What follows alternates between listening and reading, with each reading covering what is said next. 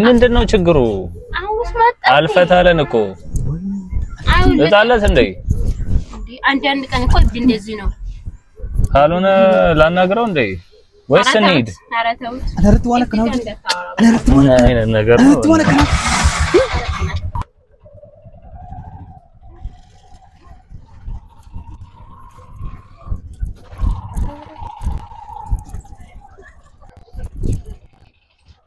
jirtu nagaa keessanii nagaa hodha hordoftoota urjituubi nagaa kiyyaan galata rabbii jecha arramoo pirankii ajaa'ibaa tokko isin qabadhee dhufaa jira innis maaliin jettanii akka nagaafattan yaadi duwwaan dhibu jedhee yaada sababiin isaas kanan dura agartanittis yoo ta'e dhageessanittis yoo ta'e latiini pirankii ajaa'ibaa tokko irratti hojjetee ture garuu anarra isatti pirankii ta'ee ture jechuudha sababiin isaas pranki na gochuuf ta'e jedheetu pranki ta'eera karaa ani yaadne sammuu yaadaaf akeeka ani ittiin hin qabneeni natti dhufeetu pranki na godhee ture jechuudha anis immoo kana sababeeffachuun pranki ajaa'ibaa tokko qabadhee jira jechuudha innis maaliin jettanii na gaafachuu dandeessu jaalalli kan biraa qabadhee lafa inni jirutti dhaqeetanii jaalalli qabadhee jechuudha jaalalli kiyyaa jedhee fuudhee deemeetu naannaa inni jirutti taa'eetu miira jaalallee kiyyaaf qabu sana itti agarsiisa jechuudha.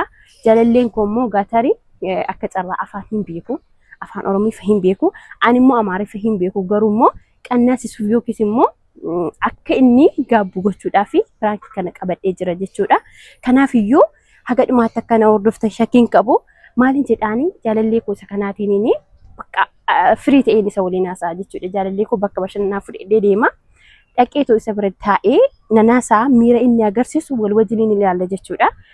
Jaalalleen kun inni kun umaayyuu waan beekuun qirtoota kiyyaa mucaan kun yeroo baay'ee achirraa hin dhabamu bakka sanatti bakka nuyi itti wal agarruudha. Wal argaan keenyaa yeroo baay'ee achidha.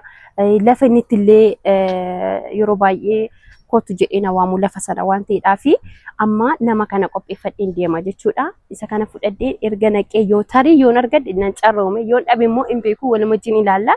Akka inni achirraan dhibne immoo ergitanyaan inni nama na sababiin isaas yeroo baay'ee eeriyaa manuma isaanii gara gadii bakki tokko illee jira waan ta'eedhaaf achitti ol agarra jechuudha. Maal akkanaan jedhu maaliif wallollees jirra gatii ta'eef jechuudha. Isa waliin wallollee jirra. Maaliif wallollee narratti jaalalli bira jaallatee ture. Ani immoo maal akkan jedhee miira baay'ee natti dhaga'amii ture garuu wanti kun pirankii sirriidha malee wanta shakkiidhaan waan himamee yookaan waan tokko ta'eetoo dhiyeeffamaa jiru miti jechuudha. Sababiin isaa narratti illee jaalallee godhateetu pirankii na godhe jalqaba irratti lammaffaa irratti immoo jalqaba irratti sin dhiisanaan jedhee lammaffaa irratti immoo jaalallee kan biraa qabatee ani nama raachee ture jechuudha. Kanaaf immoo ani kana booda akka inni na barbaadu malee akka ani isa hin barbaanneetitti wanta kana irratti raawwadha jechuudha. Turtiin keessan waliin haa ta'u asumaan koppiliinkii share subscribe gochuu hin dagatiina nu hordofaa. Waan ta'e shakkii ilaa sareen illee balbalaan jeeqaa jira jechuudha. Kanaaf maalan godhaa tarii yoo achi sana hin jirre mucaasa kanallee baadhee deemee achi ga'ee maal jedhee hojiin kun jalaa akka karaatti hin aanneedhaaf maal godhu hiriyaa isaatti bilbileetoo eessa akka jiru gaafachuun qaba. Sababiin isaas inni yeroo baay'ee hojiitti baay'ata waan ta'eedhaaf akkuma kanaan dura hojii tokko tokko waan hojjetuudhaaf hojiitti biizee yaalaatii akka hin hafneedhaaf dirqama maal gochuun qaba hiriyaa isaaf bilbiluun qaba nu waliin tura nan bilbila eessa akka jiru jechuudha. Okay, ish family nan bilbila sattan bilbila godinyaa isaatti jechuudha. Otoo addan baafatiin deemee aaree deebuu korra aarfadhee deebuu waan ba'aa jiruu fi kanaafuu bilbiluun qaba jechuudha. Hello. Way akkam? Nagaadha. Jirta akkam? Okay, asun urjii nagaa. Nagaa koo dagalata jirta.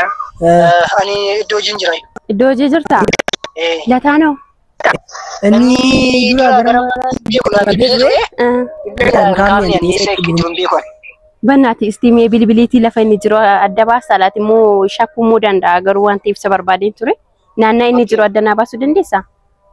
Tori amma garuu iddoo hojii jira sii bilbila yoo argeefi garuu wanni keessa deema jettee manuma taa'aa yookiin akkuma isaa san zooruu danda'a dhaltuudha. Okay, naannooma sana deema bakka achiin dhabu. Suuta jedhee deeme garuu inni Esh bilbilii fiiti bannaati dafiiti adda naa baasi maaloo dafi kaa? Tole Esh dafi. Esh yes amma family bilbila dhein jira jechuudha bilbilii adda naa baasaa irra nama baarra irreeggarmaamne galla jechuudha maaliif hedduun aaree jira saqum nagara jechuudha hedduun aaree jira sababiin isaa waan kanaan dura darbee ilaaltaniitu yoo ta'e kana na hubachuu dandeessu jechuudha miiraanii keessa jirullee na hubachuu dandeessu kanaafuu mee bilbilee maal akkanaan jedhu adda baafadhee booda nan deema gara isaa jechuudha nu hordofaa nu waliin tura jechuun dhaamsa kiyyaa natti firoole na bilbilee jira faamilii kaas na bilbilee jechuudha Hela mana jira gara safaraa jira naan jiranii mana jirayyuu dhaqee bakka gara manaa san deemteef isatti bilbilte bilbilee mana jira naan jedhee sin gaafanne maaliif na gaafate sin jenne maal irraa goota maanaa bilbilti maal naan jedhee lakki hojiidhaaf si barbaada jedheeni kanuma bakka maal fide maal abbaasaa ta'anii mana jira deemee ishi bakka ishi galatoomishii ulfaadhu beektaa miti keessa kiyya akka gubateeru atis taane hojjettee garuu maalin godhe ani immoo maal taate akkas gubuun turre atis bakka rakkoon qabu bakka ashi deemi safara ashi nan deema bakka yoo dandeesse immoo gara sana kottu ishi tole nan dhufa ishi galatoom hayyee faamilii hordoftoota kiyya hundi keessaniyyuu dhageessaniittu daareettii wanta hojjetamaa jirudha mucaanis bilbileetoo gara safaraa jira naan jedhe jechuudha shakkiin kiyya hin oolle ammallee gara sana deemuun kiyya dirqamanis ta'ee jira nan deemna jechuudha walumaan deemna ኑረድና ዛጋን ቀመጣ እረፍትና ማሻአላ ቦታው ደስ ይላል በጣም አዎ ቀዝቀዝ ያለ ነው አየሩ አዎ ቀዝቀዝ ያለ በጣም ደስ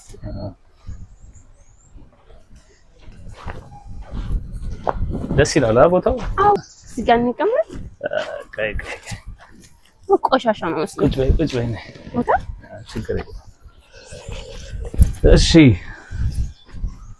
እና እንዴት ነሽ ታዲያ ደህና ነኝ እንዴት ነሽ ሁሉ ሰላም እግዚአብሔር ሁሉ እንዴት ነበር ሁሉ አሪፍ ነው እስማም ዛሬ ደግሞ አምሮብሻል አዎ አመሰግናለሁ አንተስ ነው እብድ ነው ጥሩ ነበር አዎ አሪፍ ነው አንተስ ምንም አይልም እንግዲህ ስራ ላይ ነበር ይኸው አሁን አገኘሁሽ አንቺ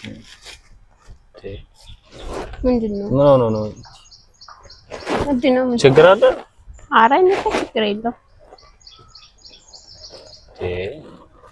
ታዲያ ምንድነው እኛን እያየ እንደዚህ የሚሆነው ያማል ላናግረው ወይስ ኧረ ተው በእናትህ እንዴት ይዞሻል ታዲያ ውሎ ምናምን ጥሩ ነበር አዎ አሪፍ ነው አንቺ ጋር እንዴት ነበር ምንም አይደለም ያው እንግዲህ የኔ አባት በጣም ነው ወድግኝ እኔ ራሱ ምን ነው እብድ ነው መስሎኝ አባ ችግር አለ ኧረ በእናትህ እንደታወራ ኧረ ደግሞ ቦታው ቆሻሻ ነገር ነው እነት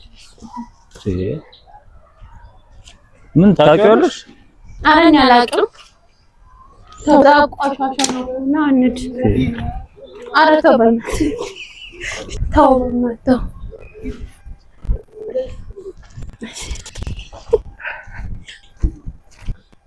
ሰውዬው እብድ ነው እንዴ በደካ መራቱና አንጀቴኩን መራ ኢብድና አንጀቴም ጃለለሽቲ አናነቀናስ አፍዲ አስከ ነብረቴሲ ወይኔ ለቲ አና ብረትሞ አና ብረት ፍዲሞ አና ብረት ፍዲና ነና አሱር አፍዲ ነብረኬሲ ነንጉበደካ አና ብረትሞ አኑማሞ ባጃጂ ከሰ ጋር ሸጨራሽ ወዮ አናነቀና ኮቲካ ባጃጂ ከሰ ጋር ስማዩ ማሎ